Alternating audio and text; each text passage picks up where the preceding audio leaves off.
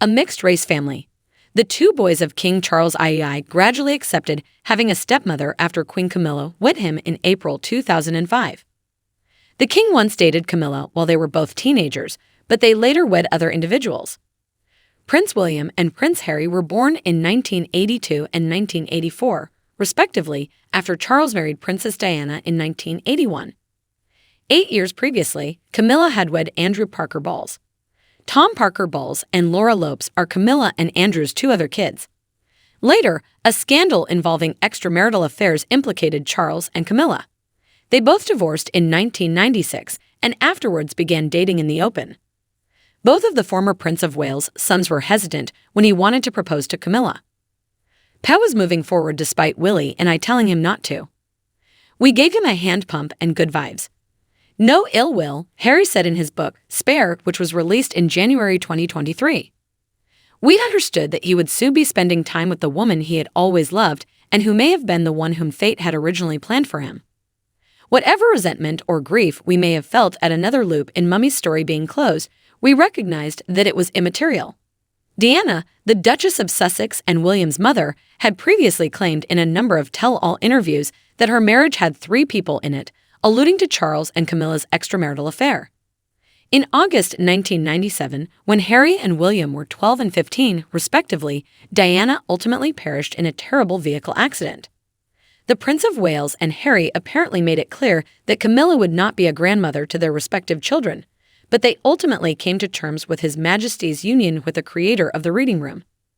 William and Princess Kate are the delighted parents to Prince Archie and Princess Lilibet, while the better-up CIO and his wife, Meghan Markle, share Prince George, Princess Charlotte, and Prince Louis. According to royal author Angela Levin's 2022 book, Camilla, From Outcast to Queen Consort, William has made it plain that Camilla is his father's wife and not his children's step-grandmother. When Camilla became William and Harry's legal stepmother in 2005, they were 23 and 20, respectively. She was more of a nice adult they occasionally encountered at royal events. Instead than trying to be influential, she attempted to be uplifting. Kate, the bride of the Duke of Cambridge, and Camilla have a friendly relationship that dates back to April 2011. For instance, she knew exactly who should be the photographer for the Queen's Country Life cover story in October 2022. Camilla answered right away, "Oh, I'd really like Catherine to do that." The magazine's editor, Mark Hedges, claimed in the issue, "I spent the next 3 or 4 minutes really racking my brain trying to think of a professional photographer called Catherine." I then realized what she meant all of a sudden. It was one of the most amazing things that could happen. It was among the things I found easiest to nod my head at. The Duchess of Cornwall and William have both remained Camilla's supporters even after she and Charles were installed as England's monarchs in May 2023. Charles had ascended to the throne following the passing of his mother, Queen Elizabeth II, in September 2022. View the timeline of William and Kate's interactions with Camilla by scrolling down. Although William and Harry both attended their father's civil wedding to Camilla, they must acknowledge that they weren't first excited about the union. In his spare memoir, the co-founder of Artwell said that they both urged Charles to back out of the plan. At William's Sovereign's Parade at Sandhurst, where military cadets complete their training in front of the Queen, Kate made one of her very first public appearances. Kate sat next to Camilla and Charles and her parents, Michael and Carole Middleton, as Queen Elizabeth dutifully examined William's attire. Along with the King, her children, and grandkids, Camilla attended William and Kate's Westminster Abbey wedding. Even Laura's young daughter Eliza, a granddaughter of Her Majesty, assisted the Duchess as a bridesmaid. Later that month at a charity event, Camilla exclaimed, "I was so proud of her," revealing that she had been so worried about Eliza's behavior beforehand. "She is such a sweet little creature, and she looks stunning in her dress, but it was a really important occasion for a little child." In contrast to the King and Queen, who frequently have separate engagements from William and Kate, the foursome went to the Defence Medical Rehabilitation Centre in Leicestershire, England.